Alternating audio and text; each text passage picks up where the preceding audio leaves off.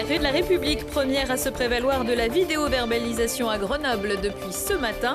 Un axe où les infractions au stationnement sont légion. Les agents peuvent maintenant identifier et verbaliser les véhicules depuis le poste central de la police municipale. En plein cœur de la cité, Chirol a inauguré ce mercredi son îlot de fraîcheur Marcel David devant l'entrée de l'école du même nom. Plus de 6100 mètres carrés ont été débarrassés du bitume et rendus perméables, avec aussi plus de 80 arbres, une mare et un jardin pédagogique.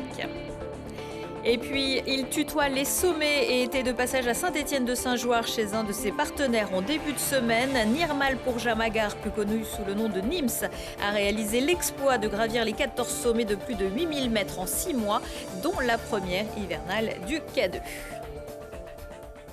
Bonsoir à tous, bienvenue dans ce JT du mercredi 9 février 2022. Du lundi au vendredi à partir de 18h, l'essentiel de l'actualité du Grand Grenoble.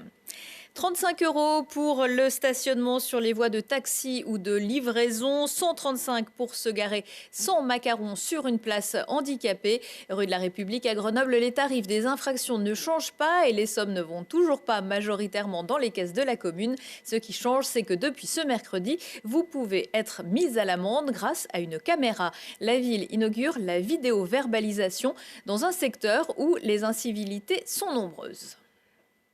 On passe vraiment à la verbalisation, c'est-à-dire qu'une fois que l'information et la sensibilisation ont été faites, on estime que le message est passé et que donc ceux qui continuent à faire fi de ce message n'ont pas forcément la volonté de se conformer au cadre qui a été établi. Et donc à ce moment-là, on passe à la verbalisation. Donc c'est quand même une demande assez forte qui a émané notamment des unions de quartier du centre-ville et de multiples habitants avec lesquels on peut être en contact, de certains commerçants aussi. Alors pour l'instant, ce que l'on met en place, c'est pour effectivement réguler le stationnement. C'est la première étape. Donc effectivement, à chaque fois qu'on constate que sur ces emplacements-là, les véhicules ne sont pas autorisés, ils seront verbalisés. Et ça préfigure effectivement demain le respect de la ZFE avec les voies réservées. Mais là, je vous parle effectivement d'une mise en place, pas sur 2022, mais qui nous permettra effectivement d'être prêts le jour où la loi nous l'autorisera. C'est pas qu'on est frileux à la vidéosurveillance, on dit que c'est un outil, mais que c'est un outil qui ne peut pas remplacer la présence humaine.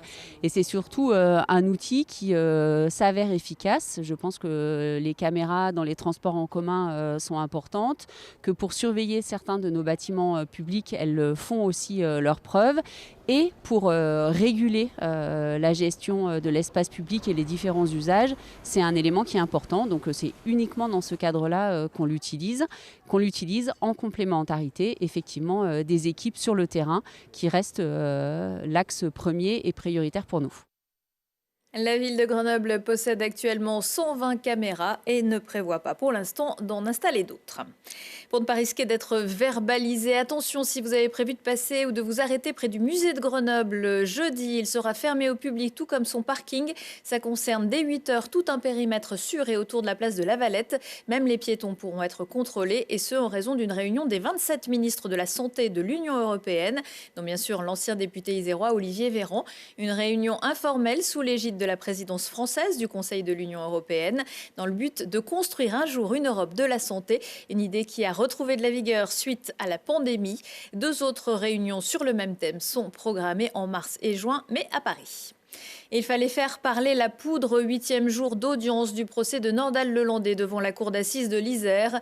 Des anciens amis de l'accusé ont témoigné pour dire qu'ils avaient consommé de la cocaïne avec lui lors de la soirée de mariage où Maëlys des Arrojo avait été enlevée et tuée. Ils avaient demandé à Nordal-Lelandais d'en rapporter pour le dessert. C'est son alibi pour avoir mis son téléphone en mode avion. L'un des témoins a aussi expliqué que l'ancien maître chien l'avait appelé 3 jours après le meurtre, non pas pour lui demander des nouvelles au sujet de la disparition de la fillette, mais pour lui réclamer l'argent de la drogue qu'il lui devait. Nordal-Lelandais a aussi nié avoir filmé l'agression de Maëlys avec son téléphone qu'il a ensuite brisé et jeté au fond du lac du Bourget. Il n'a jamais été retrouvé. Le projet avait séduit un coin de verdure pour la pluie. L'appel à projet de l'Agence de l'eau Rhône-Méditerranée-Corse. Il est maintenant concret. L'îlot de fraîcheur Marcel David a transformé les abords de l'école du même nom. Moins de minéral, plus de végétal, 89 arbres de 20 essences différentes plantées. Et pas seulement, une transformation qui s'inscrit aussi dans le cadre de Grenoble, capitale verte européenne. Nous avons fait réaliser une étude sur l'ensemble de la ville par un climatologue et qui a démontré que c'est ce quartier-là qui est le quartier le plus chaud de la ville. Il y a par exemple 3 degrés d'écart entre ce quartier et les abords de la France verte. Nous sommes intervenus sur un certain nombre de choses. Premièrement, nous avons désimperméabilisé massivement les sols. C'était un espace qui était très minéral, très imperméable, ce qui permet ensuite d'infiltrer l'eau naturellement. Donc l'eau de pluie, celle qui est récupérée sur les toits ou celle qui tombe directement sur le sol. On a également végétalisé massivement cette cour et ses abords. Ces arbres vont apporter de la fraîcheur, de l'ombre, une canopée qui va recouvrir à peu près la moitié des 8000 m² de l'îlot qui a été traité. On espère aussi pouvoir attirer sur cet îlot des petits animaux, des insectes, des oiseaux, des libellules. Donc on a créé notamment une mare pédagogique. Une mare de 60 m², qui est une mare naturelle avec 80 cm de profondeur d'eau. On a également des jardins potagers, donc les enfants vont pouvoir cultiver avec les enseignants des petits potagers. Et ces 2 espaces, que ce soit la mare ou le jardin potager, vont être alimentés par l'eau des toits des préaux qui va être récupérée, qui va chuter directement dans la mare et qui va chuter dans une cuve pour les jardins potagers. Voilà, et nous avons installé un certain nombre aussi de nichoirs dans les arbres et bientôt des hôtels à insectes qui vont permettre d'accueillir une petite faune dans cette cour. Et puis du gazon a également été planté, mais silence, ça pousse. Nims regarde la Terre vue d'en haut à l'actif de cet alpiniste hors norme népalais, 14 sommets de plus de 8000 mètres en 6 mois. Vous avez peut-être vu son exploit sur une plateforme de streaming bien connue. À conditions physiques exceptionnelles, équipement exceptionnel pour des conditions extrêmes. Il était de passage il y a quelques jours à Saint-Étienne-de-Saint-Joire chez un de ses équipementiers, Charlotte Faulkner. Nirmal Purja est plus connu sous le nom de Nims Dey. C'est un alpiniste de l'extrême le plus talentueux de sa génération.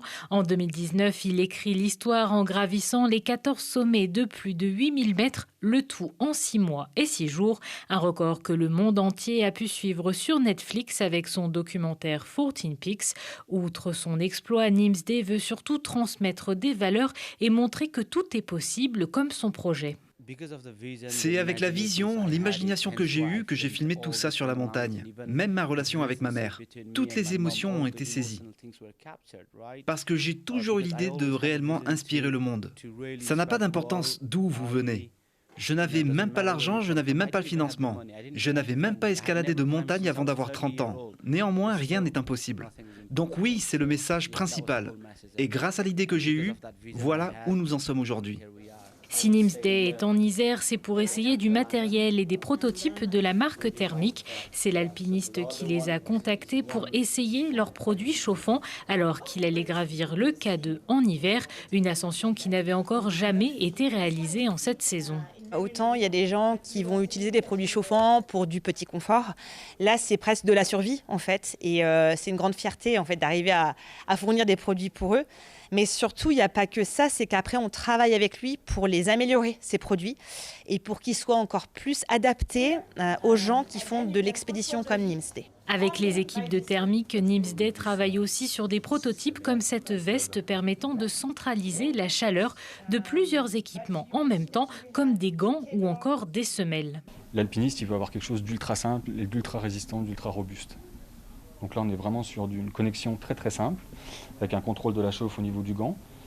Et ensuite, on a un système, on a une autre batterie en fait, qui permet d'alimenter en fait, la partie basse, donc qui peut être pour une paire de chaussettes, une paire de semelles ou une paire de boots. Jusqu'à présent, la marque thermique travaillait sur des équipements de sport d'hiver, mais depuis la collaboration avec Nims Dey, l'entreprise travaille sur une gamme spécifique à l'alpinisme et aux expéditions, basée sur les retours et les conseils de l'alpiniste. Nîmes, à qui on doit la célèbre photo de la file d'attente de 320 personnes sur l'Everest pendant son épopée, souhaite désormais se concentrer sur son programme Big Mountain Cleanup, dont l'objectif est de nettoyer le camp 4 du toit du monde. Pas de médaille aujourd'hui pour les Isérois à Pékin, mais 54 ans après, les JO de Grenoble font encore recette. Estimée entre 40 et 60 000 euros, une torche officielle des 10e Jeux Olympiques d'hiver vient d'être adjugée à 140 000 euros par un commissaire-priseur parisien. Elle avait appartenu au directeur adjoint des relations extérieures, membre du comité d'organisation des Jeux, et atterri dans les mains d'un collectionneur privé. En 2021, le musée dauphinois avait tenté d'acquérir une de ces torches et lancé un appel, mais sans succès. Cette semaine, le magazine Voyons voir de vos 4 chaînes locales s'intéresse au parasport hors alpin, à suivre sur Télé Grenoble jeudi à 20h et samedi à 18h. Première en nombre de clubs et deuxième en nombre de licenciés, la région Auvergne-Rhône-Alpes est un territoire résolument tourné vers le handisport. Et la pratique sportive des personnes en situation de handicap a connu des évolutions majeures ces dernières années. Une offre adaptée à différents publics, aux côtés de fédérations sportives engagées de longue date, dont le sport pour les personnes en situation de handicap. On se quitte en musique avec Laura Cahen. Elle sera en concert jeudi soir à la Source de Fontaine. Et dans ce clip en duo avec Yael Naïm et le Stranger Quartet, une double affiche avec également Loni. Excellente soirée à tous. Ou un grand feu de bois. Bourgeons un beau jour, la glycine danse sur le toit. Dis quand refleuriront les coquelicots. Vivons tant que voleront les corbeaux.